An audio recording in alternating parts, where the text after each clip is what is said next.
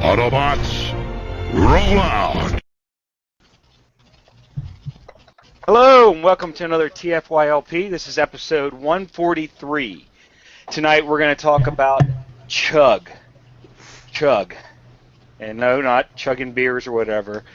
What the acronym is, which is Classics, Hunt for the Decepticons Universe, and Generations. And Guy as well. And yeah, and we're going to talk about whether or not it's on the, it's doing well, or what, just what we think of it in general. Tonight I have with me Swage66. What's up? I have Michael Swift. What's up, everybody? Jim Black. Whoa. And special guest Rick Alvarez. How are you doing, sir? Send me money. Send him money. Send us your money. Do you know how many times I've had on the show tonight? Conversation myself. Okay, so the first thing we want to talk about is we're going to dedicate a moment of silence to the passing of Leonard Nimoy. Those of you, I don't think anyone on the planet doesn't know who he is or what he's accomplished. So what we're going to do here is we're just going to have a moment of silence and in remembrance of him. If I can get this up and running. There we go.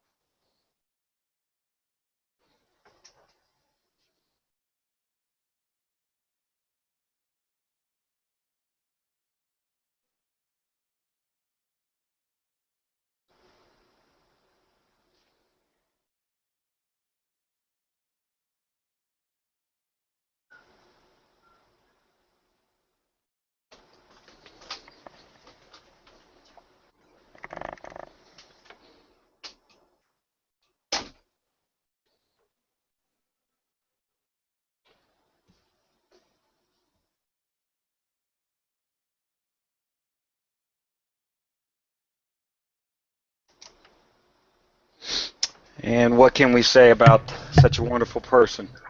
But as he always said, I wish he would have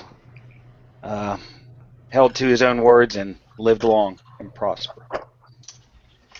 Alrighty, getting by that. Alright, who would like to start this wonderful topic off? Well, actually, first, Mr. Alvarez, you wanted to say something first.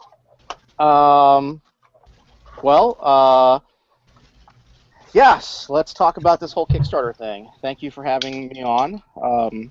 Our Kickstarter, Play With This 2, the Lost Protectors, launched last night at 11 o'clock.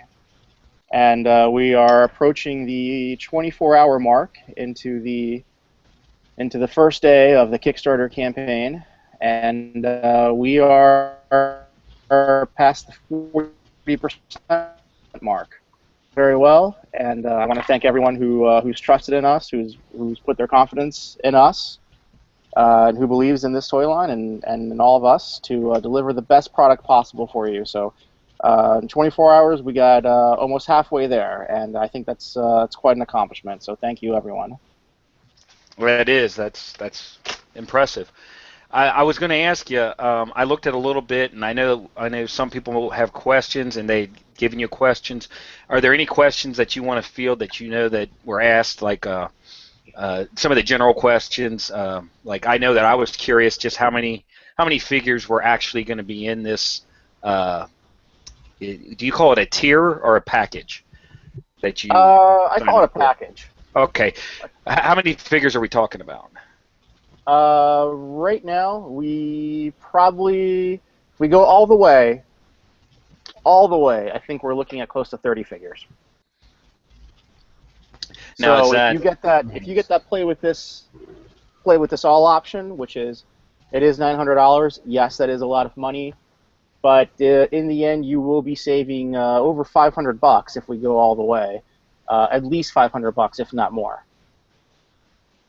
And of course, you get one of everything we produce.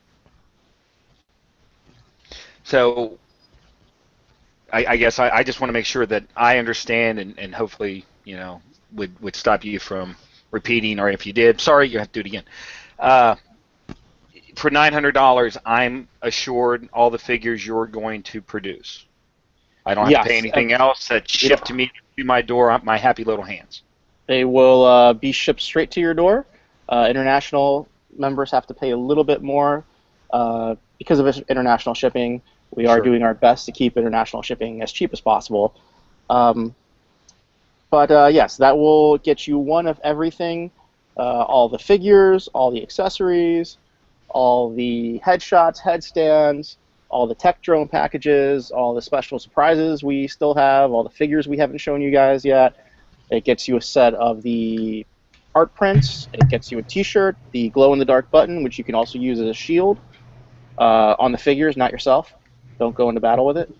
And it gets you something. Oh, the digital rewards and a hug from me. Wait. No, you heard this out. You heard this first. He's going to come to each and every one of your old houses and give you a hug. I'll probably just set up a table, like a hugging booth at BotCon or something, or TFCon, and just let you guys approach me. No, you got to go grassroots, man. You got to go to all the local small shows where the real collectors are. Is that where they kiss the babies and all that? You got to do that. Yep. Right. Yes, I will kiss hands and shake babies. There you go. All right. All right. Well, are we ready to dive into this wonderful topic? I'm kind of glad you guys are talking about generations, and I happen to be here because I'm sure I can probably share some deep thoughts about that. All right. Well, you know what? Go ahead. Start it off. No. You start. No. There's a topic out that you want to discuss. Wait a minute. You open it up just like that. You got to start. Okay. Go ahead. Let's start with this whole Metroplex thing. When I was at Hasbro, we talked about doing Metroplex. And we discussed, oh man, this is going to be great, this is going to be awesome. We're going to do one of these guys a year. And we decided, okay, we're going to do Metroplex.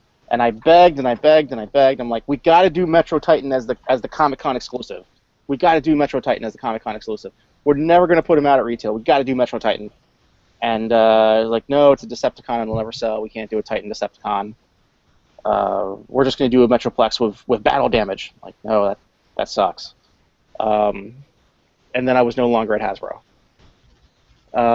So yeah, they put out the Metroplex for Comic-Con. I think it could have been awesome if it was Metro Titan, if they let me do what I wanted to do. The next two Titans were both Autobots, and then for the fourth Titan, we had discussed doing a Triptychon. But designers change, marketing, personnel changes, plans go by the wayside. Everybody kind of wants to do their own thing, and we get Devastator, which is awesome. I think it looks really cool. And we had talked about doing Devastator in Masterpiece form, like releasing like 2 at a time.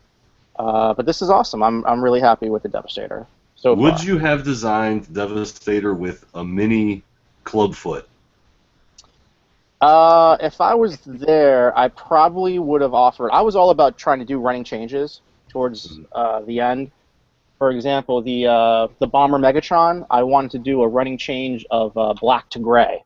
Same packaging, just like say, hey, the last 10,000 figures, make them gray. And just a running change. The only time it kind of worked out, and they didn't quite understand what I meant, so you ended up getting Sound Blaster and Soundwave, the War for Cybertron Voyager, being 2 different SKUs.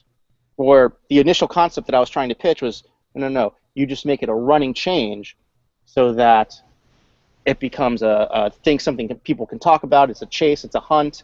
You're trying to find this. You're creating interest in it. But some people didn't quite get that. So is that a yes or no to the club? Yes. Yeah. So if I was there, my running change would have been I would have done a Scrapper in gray. Still nothing about the foot. No, because Scrapper died in the. I'm talking about that tiny little pigeon toe foot that everybody was freaking out about in the pictures. On which one? On the Mixmaster? Yeah. Well, I wouldn't have been the designer on it, so I couldn't say anything. But as far as repeats go, that is the back I end would have. of the right? Yeah, who? Yeah, well.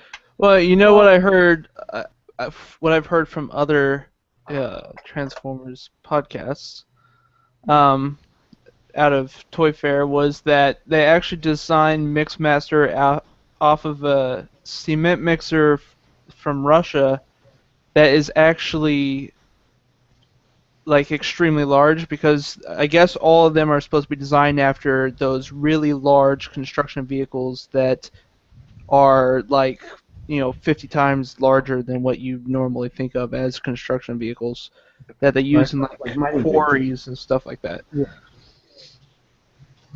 Yeah. Well, I do have one question for you, just because it's something that you mentioned. You mentioned that they weren't really keen on going with like the Metro Titan because it was a Decepticon. It was a Decepticon. And I understand they're thinking in that as based on kids sales, but if you're talking about for a San Diego Comic-Con exclusives, how would you market that towards kids when that's marketed towards collectors? Exactly, but they just, unfortunately, they just didn't get it. They're like, who's Metro Titan? I'm like, he's a Decepticon version of Metroplex. We're never going to put him out. E-Hobby's never going to do him. Takara's not going to do him. We have to do this. It's the only chance this figure will ever get a chance to see the light of day. And it was all about, I don't think Metroplex was out at retail yet, right? San Diego Comic-Con was the first time you can get them, so I think that's why they decided to do Metroplex in the end. And just do them with a lot of deco and a giant box that's a pain in the ass to ship. Yes, that thing's huge. But okay, so you had the idea for Metroplex. What about some of the other lines? Did you have any other influence in the other lines other than the Generations?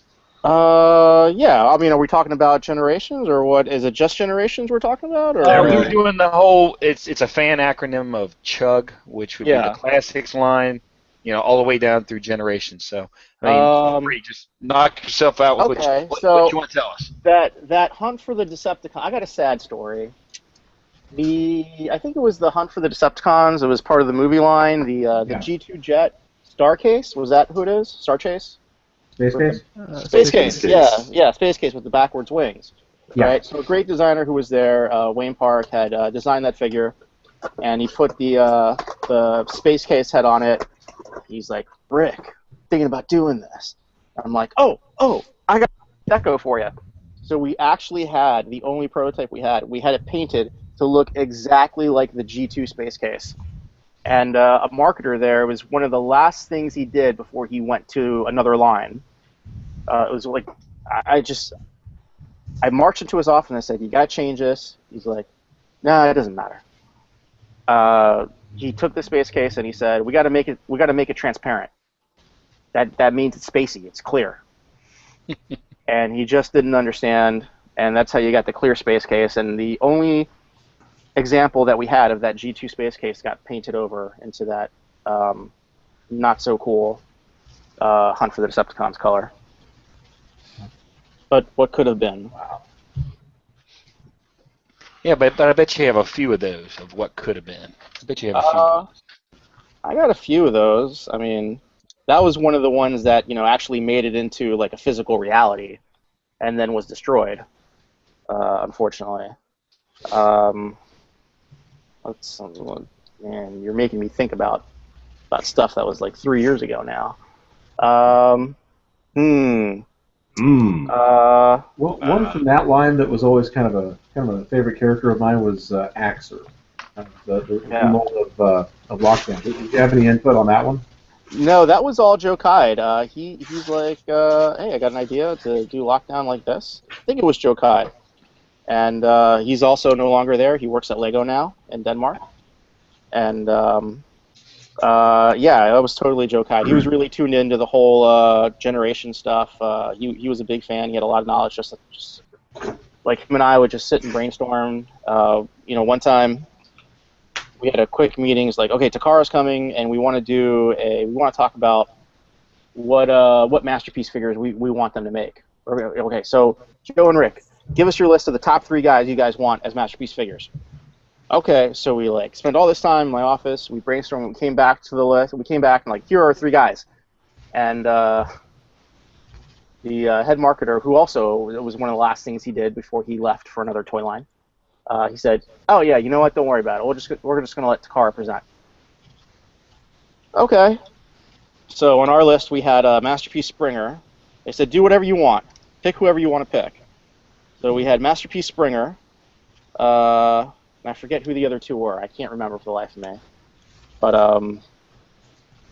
it was Masterpiece Springer. I think it was Soundwave maybe, and someone else, not RC. But at that meeting, ultimately, Takara ended up pitching the Sideswipe, which was pretty cool. I would have liked to have seen the Springer to see what that looked like. Yeah. Yeah, that would have been cool. But I'm sure someone out there somewhere will bring that into a plastic reality, one way or another. Now I'm left wondering, if a Masterpiece Springer were to have been done, would it have panned out in a capacity where Jeep would have given their blessing? The Masterpiece was mainly based on realistic vehicles, right? Yeah, but I mean, that was one of the things we were trying to discuss, because they're like, all right, well, if we make a Soundwave, we can't make them turn into a box, because kids don't know what a box is.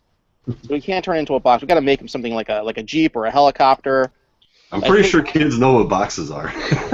Well, they don't know the whole concept of it's a tape deck, and you put tapes inside of it. These guys are square.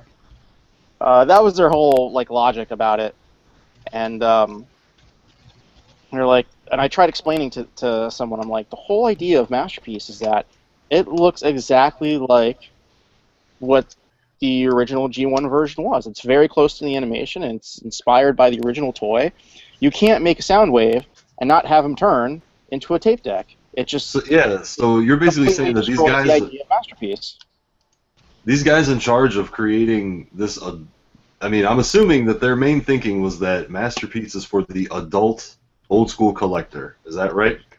They were not even because there was a lot of people there who said, all right, well, there are going to be some people who buy Masterpiece, so obviously we can never make a Soundwave because he's going to turn into a box. Lo and behold, they make Soundwave.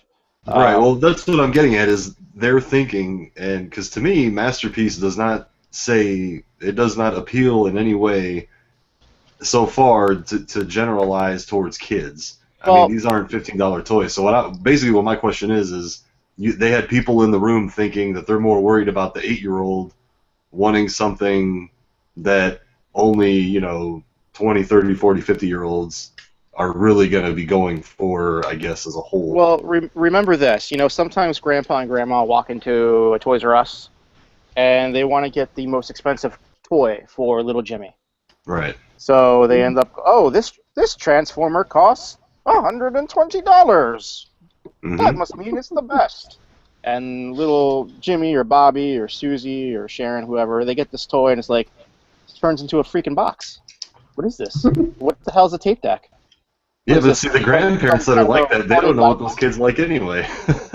So that was their concern. That was one of the legit concerns they had. It's not everybody buys Masterpiece. So, gotcha. And lo and behold, he's doubled in value. Yeah. Well, now it's a completely different team there. It's a whole different team now. So that's how you get all the female characters. There was a guy there. He didn't want any female characters, and I had a fight with him to get an arachnid, a deluxe arachnid made for Transformers Prime. Did you kick his ass? I'm like, dude, this character's in the show. We spent all this money developing this character for the show, and now you're going to tell me that we're not even going to make a toy of her? And he came back, well, if you can prove through empirical data that kids don't care about gender, then we'll consider making it. And it came back that there had been some research done before by the marketing team a couple years before, and we looked at it and came back that kids really didn't care about the gender as long as it was a cool-looking vehicle. So that's how you get those big, stupid claw weapons on the side of Arachnid in Transformers Prime. And Okay, why you didn't get a Voyager or Arachnid that would have had a spider mode. All right, to get back on topic a little bit, since we're on Masterpiece and Soundwave, why have we not seen, really, other than War for Cybertron, a CHUG scale Soundwave that's not based on the video game? Why haven't we seen anything other than movie toys? I mean, he's a huge draw character-wise, and he's just left in the dust. Well, he was in Prime, he's a Masterpiece, he was in the movies, but there's no real classics depiction of him. There's no classics G1 version of him, right? Think of it from their point of view. Are they going to spend all the money to tool up a $16 deluxe toy that turns into a box? Right? I'm not even saying it has to look G1, because not all of them look G1. You know, Perceptor, bot mode is amazing. Yeah. Alt mode is nothing related. So that's what I mean. It's like, where's our new something on that? I don't know. You know, Is that ever even brought up? When I was there, Soundwave was never brought up for Generations. We were trying to focus on other characters we didn't have in the market. Joe and I had pitched Hoist and Trailbreaker, and yeah, they made it in. At that meeting, we pitched Hoist, Trailbreaker. They made it in. We pitched a Voyager, like it was like more like an ultra size. Like remember the old Beast Wars ultra size, like Rampage and Depth Charge. We had pitched a Jetfire and an Astro Train, and they were each going to come with small figures, like a small Starscream and a small Power Glide. We had pitched those. Those had gotten dropped. We had pitched a... You okay? Yeah, I'm just trying to think back. I'm just trying to think back to who... I think we had talked about doing another Cyclonus at the time. Mm-hmm. Oh, that's what it was. No, it wasn't Cyclonus. It was Beast Machines Jetstorm. Ooh. So we had talked, and we were going to do a deluxe Beast Machines Jetstorm, and we had a really cool idea for who the alternate... I think the alternate head was going to be Cyclonus, and it came down to we had to drop one deluxe figure, and that was the one that got dropped, unfortunately. So I'm really into Troop Builder, so like anytime I could like throw in a character in there, like a Viacon or like Tankor or anything like that, I'd try and get that in whenever possible. That would have been perfect anyway, because not only did you have Jetstorm, you've also got the potential for the jet drones. Not to mention the what was it, the TFCC or whatever from years ago, Cyclonus. It was made from that original Beast Machines mold. So yeah, that would have been fantastic. You know, just one guy had to get dropped from the deluxes, and it ended up being him. And then that whole line. There was a whole bunch of the bot shots. There was a whole bunch of playsets that got dropped. There was a Metroplex playset. Man, I wanted a Metroplex so bad in that line too. Yeah, there was a Metroplex and a Trypticon playset, like launching playset that got dropped. And I think those were... They never got past the drawing stage, but I think those were supposed to launch like the deluxe ones, that like the Prime with the trailer, launch those.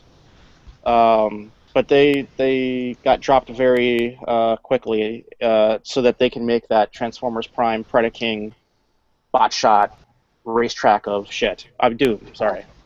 Can I swear on this show? That's what you meant. You meant Doom. Yes. Can I swear? Can I swear?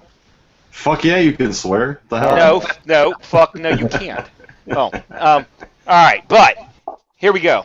All right. The main thing that we wanted to discuss is the whole CHUG line in general, and the discussion, which a couple of us had, that started to get a little heated, and I'm like, hell, let's just make it an episode and let's do it.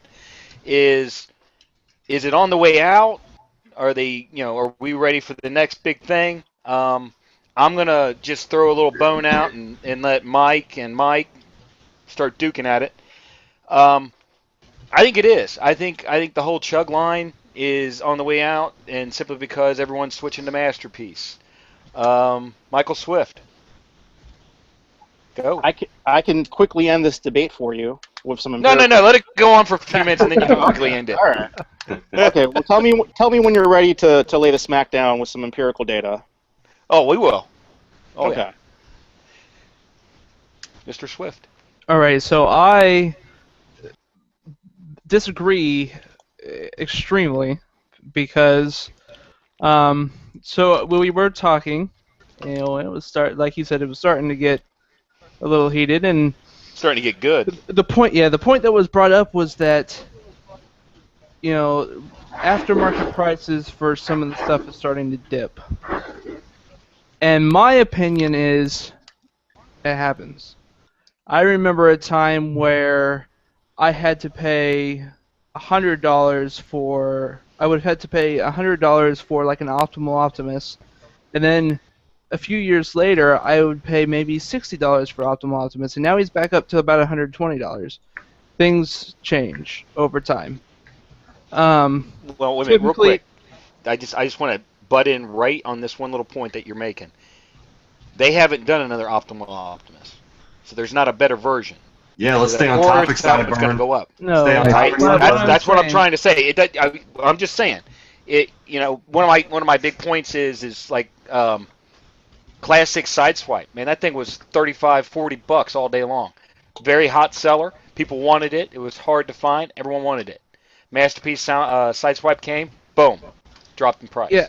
Well, I would argue and say that when the Arachnid wave came out, and there was Arachnid Cup and the Viacon and Rumble.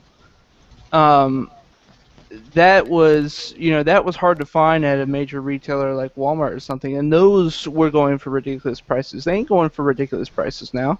Those aren't for one thing, you're off track again. Those aren't part of the Chug line. It doesn't but that's matter. Okay. I'm making it's okay. I'm Where's making the mute a button? point. Where's the mute button? You don't want this. Typically, every time something that is popular when it's out on the shelves always has this time period where it goes for ridiculous amount of money after it goes off the shelves, and then people realize, I don't really want this, and then they flood the market with it, reselling it, and prices go down. And then eventually it'll peter off because, they become rare again, and people who actually want them have bought them, and you can't find them anymore. But I don't really care about the secondary market. I don't think that's a good gauge for who's buying things. What is? No, so it's you don't not. think solid proof is good enough? No, the secondary market is such a small market. Wait, Yes. Wait a minute. Here we go. This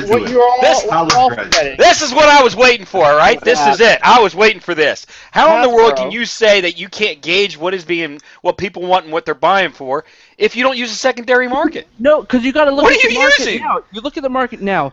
Hasbro is coming out with Supreme class figures. They're coming out with combiners. We have Deluxes, we have Voyagers, we have Legends class figures, we have Supreme class figures.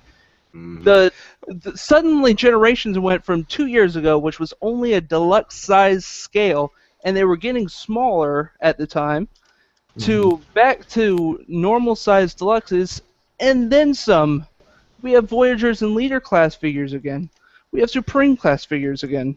No, wait a minute. And Hasbro doesn't blow up a line like that, and especially since it's been more collector-focused now more than ever. I will agree with you on that, but I'll say this much.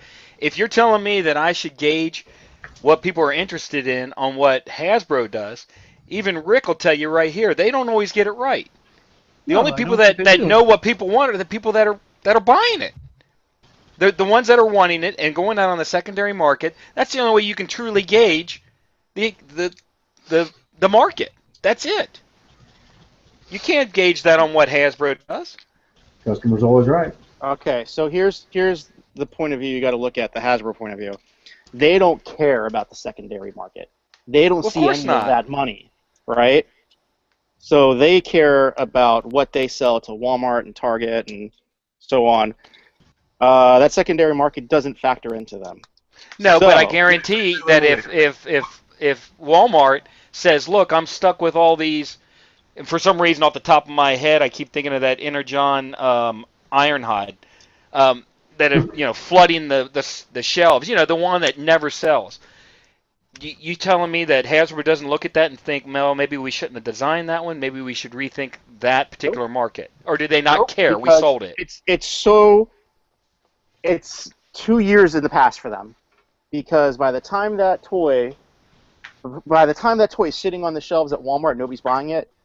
It's already been 2.5 years since that toy's been designed. But they don't look at that. And they very rarely, and especially in the small toy markets, do they look at that, and they like small toy market like G.I. Joe, and they look at that and they say, all right, we know to pull back on XYZ character because it didn't do well. All right. I would say the simple fact of those that don't look at history are doomed to repeat it. Simple as that. Look, I have a bone to pick with this argument, because you can't tell me these companies don't look at the secondary market and they don't price accordingly. They don't. But see, that doesn't make sense, because if you look at all the new re-releases... You're going to pay someone, and you're talking... hold on. Look at these $80 fucking Insecticons that sell for how much on eBay? $80 for the originals. I just sold the set for $65. If I had it on eBay, I'd get $80 or $90. I'll give you a better one than that. Just like the Seekers, just like the movie toys, even the reissue, the Human Alliance, $140 for toys that retailed for what, $20 in Japan, if even that. And you telling me they don't look at the secondary market? They don't. Where else are they getting these numbers from? Where else does that come from? They don't look at the boards. They don't look at the secondary market. They don't care about eBay. They don't look at any of that. What they look at is match up to the secondary prices. Wait a minute, Mike. Let him finish. What they look at is, what molds do we have available? What can we make cheap? Hey, we've got those G1 Insecticons sitting around. We can make those and give those to someone as an exclusive. Wow. Yeah, we don't have to pay for anything. We have those molds. Wait a minute. Great. Let me ask you this much. There's a lot of people that have speculated and have said that the simple fact that we're getting a combiner like Devastator is a direct reflection, kind of like Hasbro saying to the third party that look what we can do. And it's been mentioned that actually came from people at Hasbro that have said that. Now, I mean, do you see that as being legitimate, or I think that can be legitimate, yes.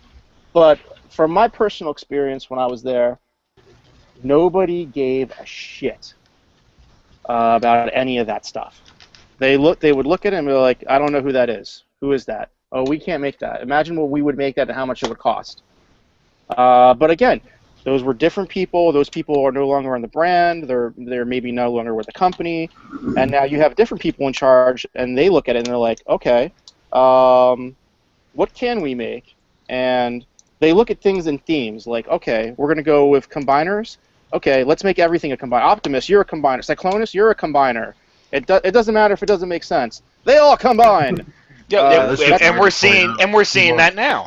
Yeah, that's how they look at it. That I agree. Because then all you're looking at is recoloring, retooling, and rehashing. And everyone knows that Hasbro's good at that. I'm not disagreeing with that at all. But my point is by saying that they do not look at the secondary market, I have to disagree. I think they may not look at it the way we do, but I guarantee they're looking. Guys, and they're looking at these third parties, and they're seeing these things because that's money that another company is taking out of their pocket. Guys, I worked there for how many years, and the money that these third-party guys... statistics to defy my argument. These guys who make the third-party toys, their stuff, it's not a dime. It's a dime out of Hasbro's pocket, if that. I mean, Hasbro's playing on a global level, and they're appealing to children of all ages, making product for children of all ages. That's how you ultimately have to look at it, not as, hey, these guys are making a Devastator and Hasbro isn't. No, you can't look at it like that. You can't. No one there was ever paid to sit down and look at this stuff, and no one was paid to look at the value of the product. No one was paid to look at the value of the the product on the secondary market, because, as I said, that stuff was designed years in advance. People who design this stuff may not even be at that company anymore. You have people.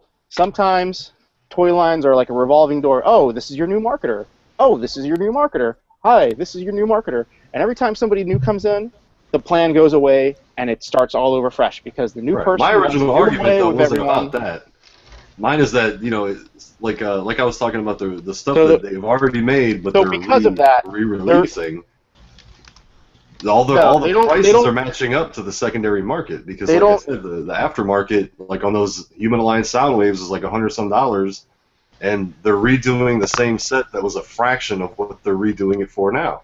You can't find them in the U.S. under $140 for a 2-pack that originally you could get on eBay for $30 shipped from Japan.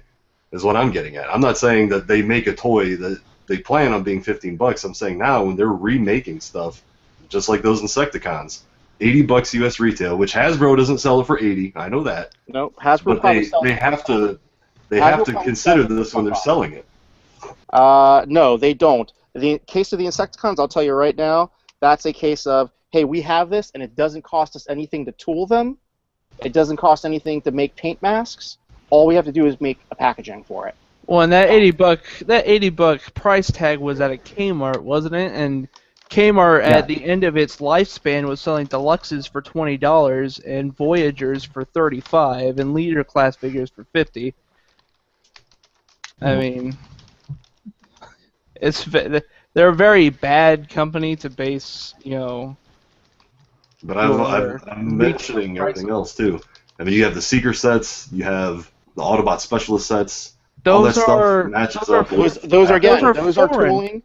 Those are coming from Takara, but those are also, hey, what do we have that we don't have to spend the tooling dollars on? What do we have that we can produce that is our core characters that all we have to do is make a box? What do we have? Yeah, but that has nothing to do with what I'm bringing up. They don't look and say, hey, what character is really hard to get? That Human Alliance Soundwave, that's really hard to get. That's why we should make it? No, they don't look at it like that way. They look at it as, hey, Human Alliance Soundwaves only saw this much distribution. In order for us to justify having paid for the mold for that 5 years ago, we need to make it again and sell more of it so that the books match up and that tool has been paid for. That makes sense. There we go. There you go. Here we go. Now we can breathe. And now. Oh, I'm breathing. Oh, that's okay. Now.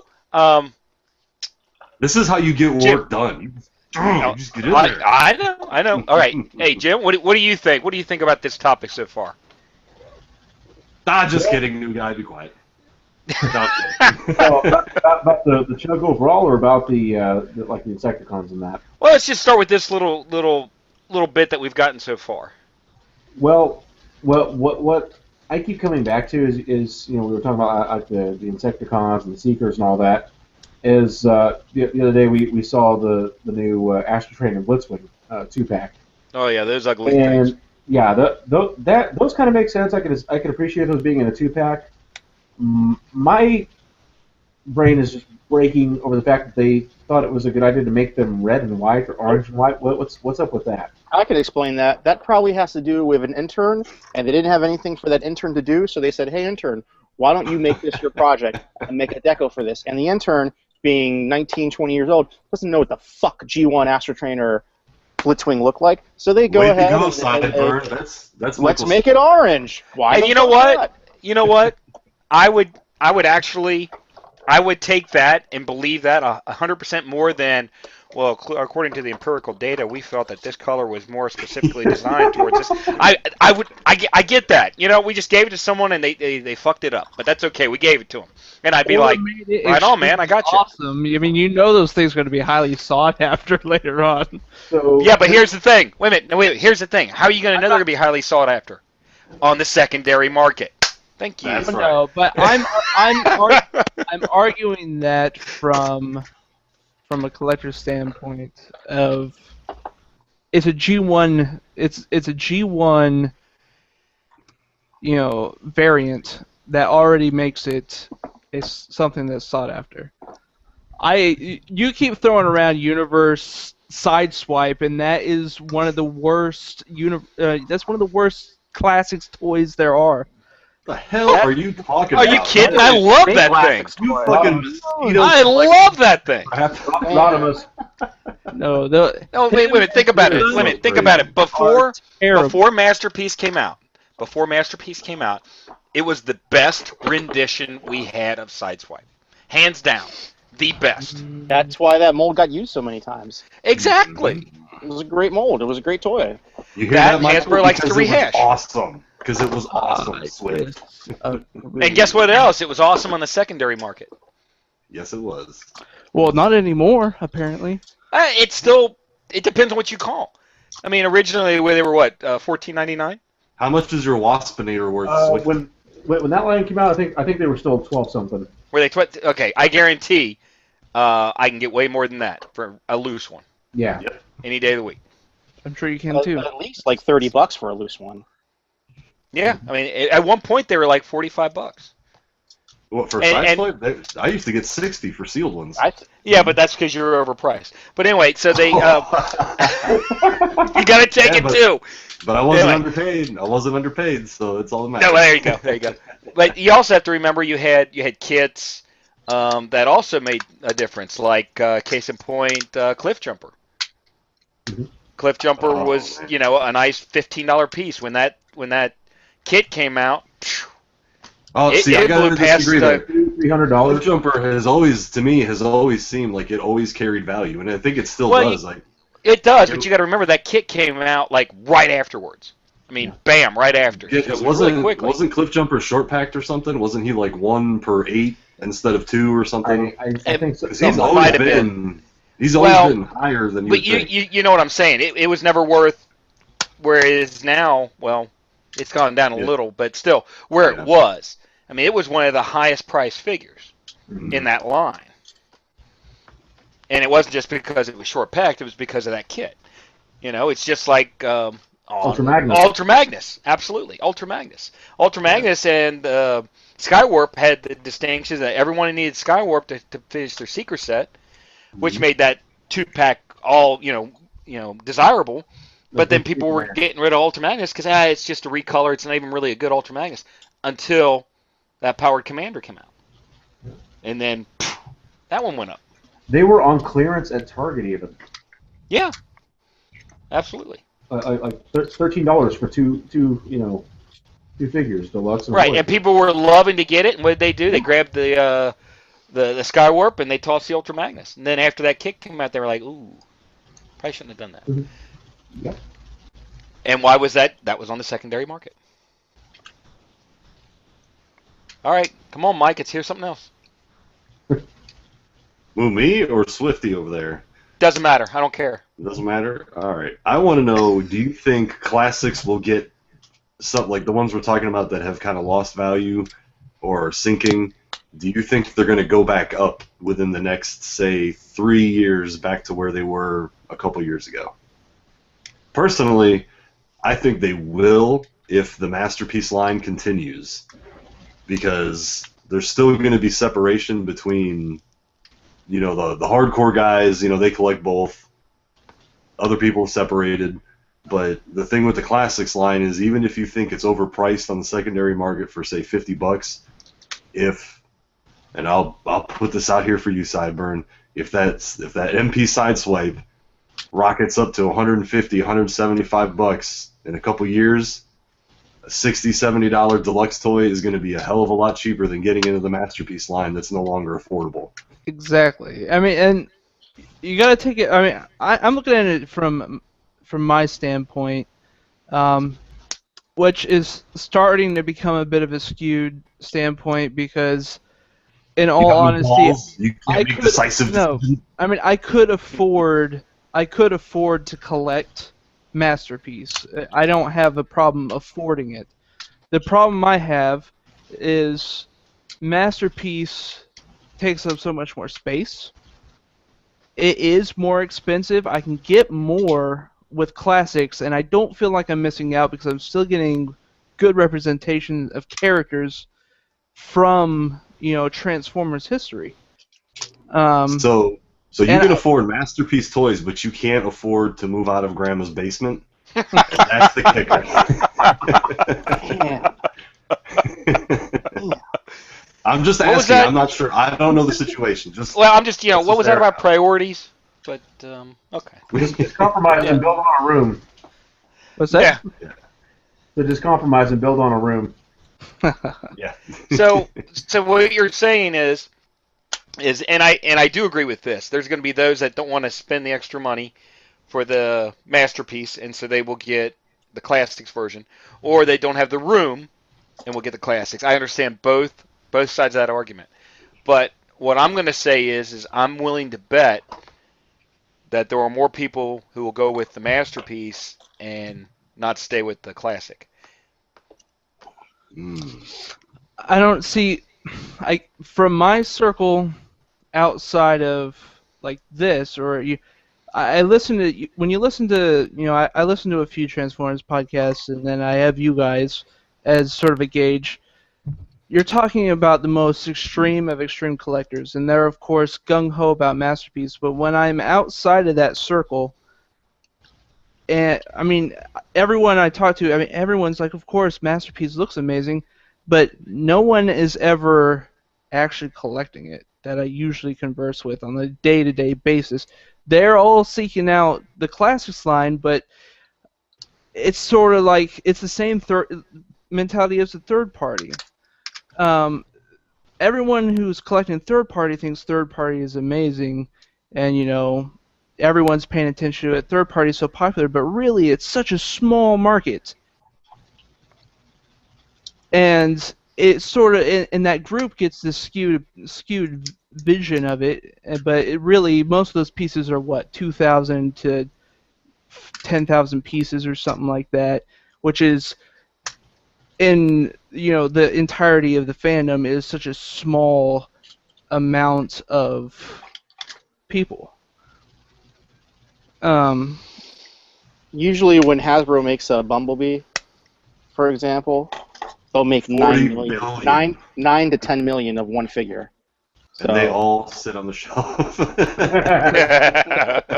Kids love Bumblebee. Yeah, that's true. I'm going to argue and say that I'd be willing to bet that if what you're saying is correct, and that there's such a smaller number of collectors that want classic as those who want masterpiece, that what will happen is the people that want the classics are going to get them, and there's going to be more supply than demand, hence the price will go down. And so I'd be willing to bet that the price of classics are going to go down because of that. That's you think they're my going to stay down? I think as long as supply outweighs demand, it's going to. And then, now, do you think that's because of Masterpiece or any other factors? Because I actually have a counterpoint to my own point, I guess. Your point to your counterpoint? Yeah, I'm going to say that not having sat there and thought about it for more than 5 minutes, I think that the Masterpiece definitely had a great impact on why Classic is, I'm not going to say on the way down or out, I'm just going to say less desirable right now. Okay, and I'm going to kind of agree with you, but not for the same reason. I think another thing that's hurting the aftermarket now is the availability of so much crap on places other than eBay. There's the boards and Facebook, and the crazy thing is, and I think I argued about this on an episode a long time ago, and that is, you collect for fun, and that's cool, but when you have something and say you paid $30 for it, when you see someone sell it for $5, it's almost like a little needle in the eyeball. Sure, it hurts. Because that becomes a standard that people are looking for, and I think that's actually what's happening to classics, is that there's so many people that have shit, and they're just like, I just need $50 to buy, this upgrade kit, or I need $75 to buy this MP, that they're selling stuff so cheap now that the standard has become, it's not just based, on eBay anymore, that was really, for a long time, was your best bet to sell or find something. Yeah. So I'm thinking, you just have to start a thread now and say, hey, I'm looking for this. Yeah, and right. You're going to get people that, they either don't care how much it's worth, or they don't know. Or they're going to go right with eBay prices. Yeah, but what I'm saying is that there's always going to be that mixed bag now, and I think because, I could go on Facebook right now and go in 2 or 3 groups and see the same item And if I say I think it's worth $100 to me, if I was selling it, I'd say it'd be $100, and I think that'd be a good deal versus say eBay. I could probably find that same figure anywhere from $30 to $150 on any given day, because it's just so random. I mean, there's people that sell stuff, they don't know what the hell it is, they don't even know what line it is, they don't know what scale it is, and I think that actually really, really hurts the aftermarket as far as if you're doing it for any reason to make money, because like I said, you're battling people not only that know what they're doing, you know, we're the guys that are actually hurting, because we're thinking, okay, we're going to get $20 out of this or 25, and Joe Schmo joins the group, and an hour later he's like, hey, I'll take $10 for these 15 figures, you pay for shipping. And people are like, you know, you try to sell something for $20, and they're like, hey man, you know, this guy and the guy yesterday sold them for $3, you know, why do you want 20? And I think that's, if anything's going to kill the value of the older classics, I think that's what it's going to be, is the fact that the market now is just flooded with so many random ass people that either don't care or they just don't know what they're doing. Yeah. So. Well, and if we're talking about older stuff, I think when it comes to older stuff, classics is going to kill classics. When it comes to, or if you compare generations to classics, you go back to those classic molds, they're really not that great compared to what they are now. And the likelihood is some of those characters will eventually be re-released. It's been so long since they've had a figure. You know, who's going to say you're not going to? Who doesn't think that one day we're going to see another Rodimus, or one day we're going to see, you know, another Grimlock? Right, but I'll give you a perfect example with the Jetfire. Exactly. Yeah. Right, right. But my what I was going to say is we're going to know here in a little bit with Cyclonus. Now, Cyclonus Classic doesn't go for a whole lot of money, but I mean, well, I think that's a bad example. I think Cyclonus is a bad example because he's a troop builder, and there's people like me who have like 50 Cyclonuses. But what I'm going to say is they've got that new one coming out. Yeah. And there are going to be those people that say, well, I want the better interpretation, or representation, and I like that one better.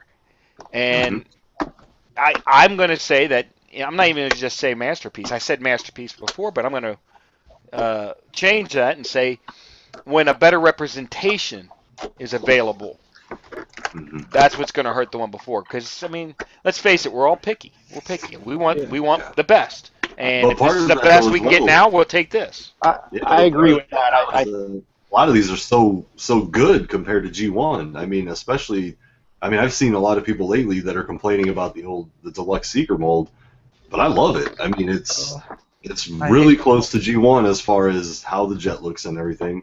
You know, the weapons fit on right, and now, you know, like they made the giant ass Thundercracker, and I'm like, why the hell is Thundercracker as big as Jetfire? So, you know, it kind of works. It's a double-edged sword on that, because they might update it or make it bigger, but it doesn't fit with what else is out there necessarily. Right, and I'll say it again, the best representation, not the newest. Yeah. Right. So, now, I think those... And you're right. You're right with Jetfire. I think you're right with that, too. I think those Seekers need a better representation. And not that I think they look bad, I think they look good. I'm just tired of them falling off my shelves because they don't stand well. Well, I think that was one of those things, and I was going to ask you this too, Rick. When it comes to using a mold over and over and over, I mean, I understand. I mean, they've used that Seeker mold a ton of times, and the mold degradation and all that stuff. In fact, that mold has been rebuilt. So the Seekers, the original mold was destroyed a long time ago. So the Seekers that have been coming out the last couple of years, those are from a new Seeker mold. They're not from the original that came out in like 2005 or 2006. Well, I remember that when the Bacon set came out in 07? 07? Yeah. Does that sound right? There were a lot of tolerance problems, a lot. And then when they did the first wave of the Hinkai, they had a lot of problems with the launchers staying on the shoulders because of the pegs and the tolerances. So I would hope at that point that they had to redo the molds because they were showing some major wear. Yeah, they totally rebuilt a whole new mold for that figure. They didn't go in and repair it. They just built a whole new mold for it. So you could definitely say that Hasbro got their money out of that mold at that time. Oh, absolutely. Hasbro, Takara. That's Yeah. There's certain tricks that even some of the people who aren't so tuned into the brand know that, hey, if we make a Prowl, we can make this many guys a Prowl. If we make a Starscream, we can make this many guys a Starscream. I always go back to the Star pretty much Wars. every toy line. Yeah, I always go back to the Star Wars R2-D2 and C-3PO. I mean, freaking money in the bank. Take them, change the colors, and you could do every color in the rainbow, and someone will buy them. Because and it fits in the story, too. Exactly. So, I think you could do that with Seekers all day long. I'm still waiting to see the drone Seekers. I'm still waiting for those. Other than that Chinese knockoff one that is horrible. Other than that. All right. Well, guys, I should probably check out. I got an hour till we hit the 24-hour mark, and I have to go and get a message ready for to send out to everybody.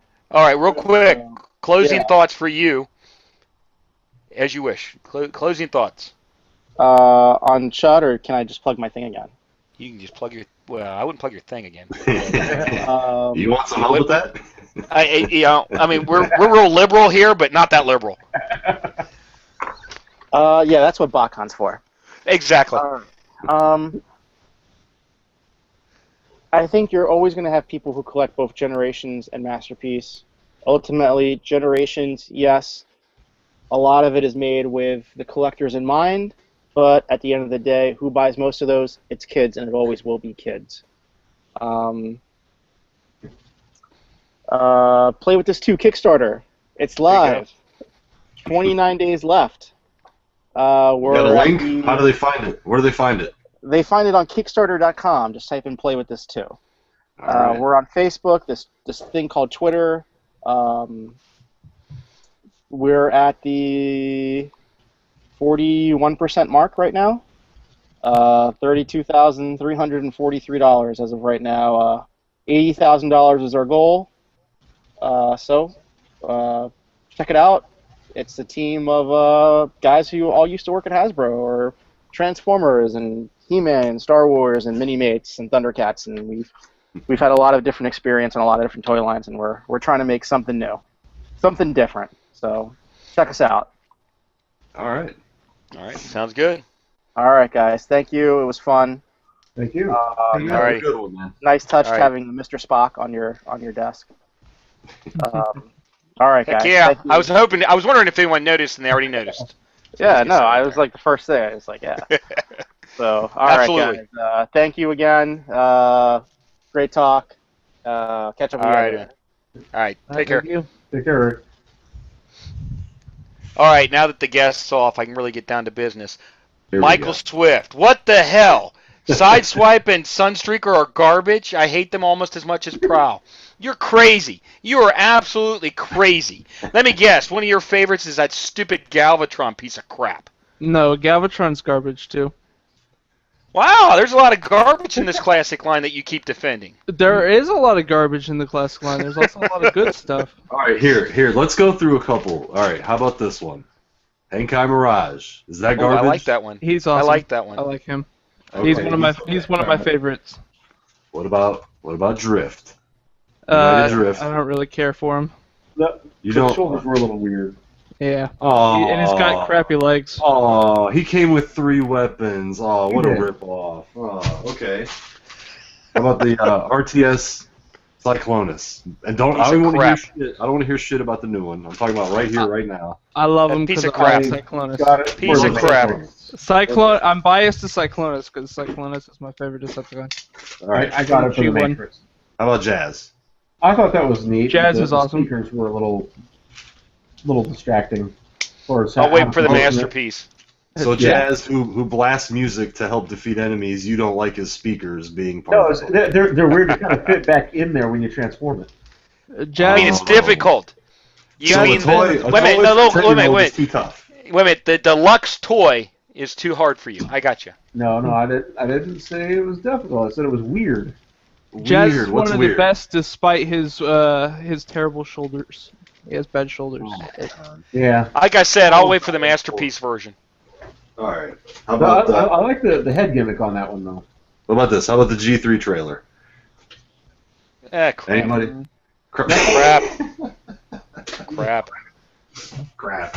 All right. What about how about the Junkie on? I have not Rengar. What's his name? Junkie. How about him? I like that one. He's all right. I'm afraid he's going to break eventually. Suck. He's Never saw it. I no. Never saw one. Don't misconstrue that. I never really saw one. Yeah. Never made it to my area. And then once again, wait a minute. And then once again, what made him even better? Made in Japan kit. Hey, that makes it even better. Well, I think Rengar is awesome. I think his hips are going to break on me, so I'll never transform him again. Wasn't there an issue with the handlebars or one of the legs? Yeah, you can't handle it like a fucking jackhammer. You can't handle it. God. Once you snap his waist together, it doesn't want to come apart. You're I'm gonna break. Snap your waist together. Shut up. It's an awesome figure, but How about this guy? it's got. You know what that is? Henkai That's Hound. an awesome figure too. I love Hound because Hound is my favorite Autobot. I like it, but I'm gonna wait for the. I'm actually gonna wait for that third-party figure. I can't wait for it. All right, new guy. What's your thoughts? Hound. I thought it was all right. I liked it. Are you got kidding an me, all new right? guy? Are you kidding me? Michael Swift, the fucking mosquito extraordinaire, likes Hound, and you're like, yeah, he's okay. He's okay. You know who's really cool? Transketo. That's a pretty cool character right there. Oh my God! Holy crap! Oh, do you realize I saw those on clearance for $1.99? I do. But you know why? You know why? Because even when they're brand new, no one wanted that piece of shit. It's a guilty All right. pleasure. All right, here. Got terrible Here's legs. one. All right, how about this? This is the Takara one. But what do you think about the Bumblebee mold? This is the Gold Bug or whatever, but what do you think? Middle ground. For its time, I think it was all right. Looks good, but it's kind of clunky. Neat spinners. Kind of. All right. This has devolved into a. How about this one? Yeah, why it is, not? because you know why? Because I'm figuring out how much I hate you right now. Because I was waiting for you to be like, the Bumblebee mold is amazing. Oh God. Bumblebee is just middling. All right, real quick. Not even real quick. All right, let's just get kind of slide it at least somewhat back on the topic, even though we're doing a little bit. But so you got all these lines, and my argument is, and I'm going to have to. You have to base it on the secondary market to see where the interest is, and do you guys think do you think they're going to go back up? Do you think the interest is going to continue? I understand that there's those people that are going to want to do one or the other or both. I also am going to say that I think that Masterpiece, not all of them go up in value. So they're going to be more affordable. Well, I mean, I looked up Generation Sideswipe on eBay, and I saw them from anywhere between $40 to $50. I think that's a crazy amount of money for that piece of junk. Mm-hmm. So I don't see where the loss in value is, because I would never pay $20 for that thing. You're always going to have exceptions. But what I'm telling you is something out though, real quick. It's not Generation Sideswipe. Right, it's not. It's Universe. Yeah. It doesn't matter. I'm using its connotation in the current market. And let's get this out in the open right now. If anyone said, I really like Classics Astro Train, I like Classics Prime, and I like Classics Sideswipe, we're going to know which ones they're talking about, even though they all were not under the Classic lines. There's two Classics Optimuses. One's a deluxe, though.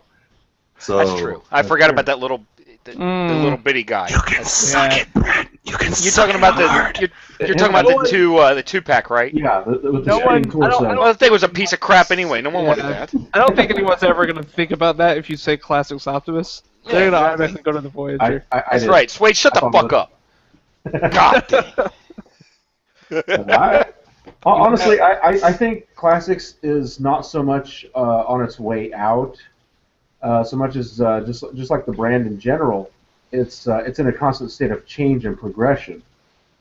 Because if you think about it, the banner, classics, chug, whatever you call it, it's a decade old already. The first classics, that was 2006 before the first Michael Bay film. And it's died 3 times or 2 times. Well, it's fallen asleep. I don't know if it's died. It died like Optimus died. It turned gray. Okay. Brought it back later. Let's agree that it has narcolepsy. Okay. But it's in a constant state of change, and it's a progressive line in that it started out with Generation 1, but as time has went on, we've ventured into a little bit of Armada. We've had some Beast Wars with like Rat Trap, Waspinator, and Chief War now. Screw you! It's the line as a whole.